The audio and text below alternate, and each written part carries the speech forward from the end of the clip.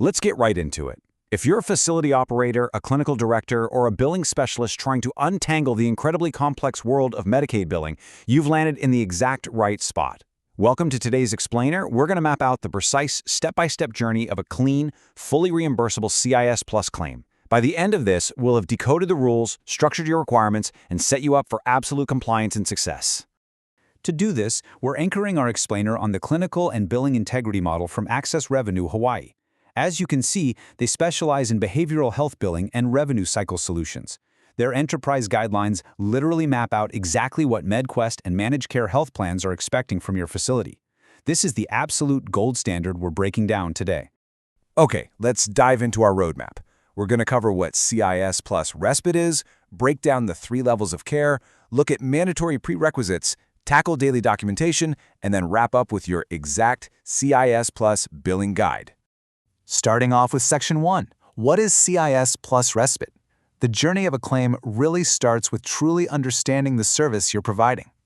So, CIS Plus Medical Respite is a Hawaii MedQuest Medicaid benefit. But here's the bottom line hook that your entire team needs to internalize. This is not just housing. Seriously, it's a highly structured, medically necessary service-based model. It takes temporary housing and combines it with vital supportive services, behavioral health stabilization, and active medical monitoring. If your clinical team treats this like a standard homeless shelter or a basic housing service, your claims are going to be denied. It absolutely requires active, documented clinical components. Moving to Section 2, the 3 levels of care. Matching your patient to the right clinical intensity pathway directly dictates your billing codes, so let's see how this works. What's really interesting here is the stark contrast in how long patients typically stay across these 3 levels. Level 1 is pre-procedure housing. It's focused entirely on stabilization right before a scheduled medical or behavioral health procedure, so it's super short-term, usually just 1 to 14 days. Then you've got Level 2, which is recuperative care, and that can last up to 90 days. Finally, Level 3 is post-hospitalization. This acts as a step-down recovery environment after discharge, and it can last up to 6 months. Grasping these distinct timelines is absolutely critical for getting your authorizations approved. Now, I want to zero in on Level 2 specifically. Level 2, recuperative care, is your highest clinical intensity tier. This is for patients who are demonstrating ongoing psychiatric instability, psychosis, or complex medical conditions that actually require daily vitals and medication management. And because it's the highest acuity tier, it inherently carries the highest compliance risks. If medical necessity isn't rigorously documented here, you're in trouble. Your clinical oversight must be airtight. That brings us to Section 3, mandatory prerequisite documents. Your patient is in the right level of care, but let me warn you right now, this is exactly where most denied claims begin. There's a core mantra that your billing department needs to adopt today. Ready? No prerequisites equals no billing. Let me say that again.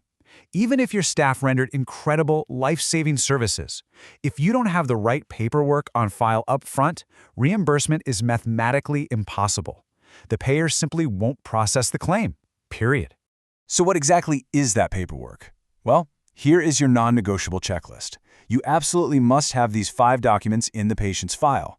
First, the CIS Plus referral form, which proves both the health need and the housing instability. Second, the medical respite authorization form. Third, the CIS Plus consent form, proving the patient is participating voluntarily. Fourth, the CIS Plus initial assessment to lock in their specific level of care. And finally, the Person-Centered Service Plan, sometimes called the CIS Plus Action Plan, which details their individualized care goals. Let's pause for a second to highlight a massive, highly audited detail regarding that authorization form. The Medical Respite Authorization Form must be signed by a qualified health professional. And the state doesn't just mean anybody. They are very specific. It has to be an MD, a DO, an NP, or a PA. If you're missing a signature from one of these exact professionals, you've got a massive compliance risk that will immediately void your billing. And remember, it's not just about having the documents, it's about the timeline. MedQuest has strict rules here. On day 1, you secure patient admission and informed consent. By exactly 72 hours post-admission, you must have established that person-centered service plan. That is a hard deadline, folks. Finally, you have a maximum of 30 days to submit all completed documents to the health plan. But honestly, don't wait for day 30 if you don't have to. Okay, Section 4, daily documentation.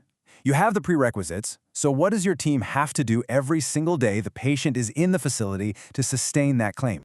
Let's look at the daily minimums. Notice that incident reporting and care coordination notes are conditional. You only need them when applicable, like if there's a sudden change in condition. But the daily progress note and the wellness check, those are absolute, non-negotiable daily minimums. You need at least one wellness check every 24 hours to review their physical and mental status. And you need one daily progress note per day. If a single day is missing a progress note, guess what? You cannot bill for that day. Because of that, you need to know exactly what goes into a daily progress note. A simple note saying patient is doing fine is definitely not going to cut it. Every single note needs these 5 specific elements. 1. What specific service was provided? 2. What was the duration of that service? 3. What is the staff type or credential of the person delivering the care? 4. What was the patient's response? And 5. Proof of ongoing medical necessity. This anatomy is literally exactly what auditors are scanning for. Arriving at our final stop, Section 5, the CIS Plus Billing Guide. We've admitted the patient, gathered the prerequisites, and documented daily medical necessity. Now we translate all of that into the actual codes needed for reimbursement. And this brilliantly illustrates your exact billing blueprint. Notice how the codes shift depending on the care level. For Level 1 pre-procedure housing, you're billing HCPCS code S5051 with modifier SC and a place of service code of 16, which is temporary lodging. For Level 2, that high-acuity recuperative care we talked about, you shift to code S9125. You must use modifier 22 to indicate increased complexity, and the place of service changes to 14 for group home. Then for Level 3 post-hospitalization, you stay with S9125, but you switch back to modifier SC and place of service 16. Seriously? Print this slide out and tape it to your biller's desk. Real quick before we wrap up, let's summarize the biggest pitfalls that trigger those dreaded audits and clawbacks.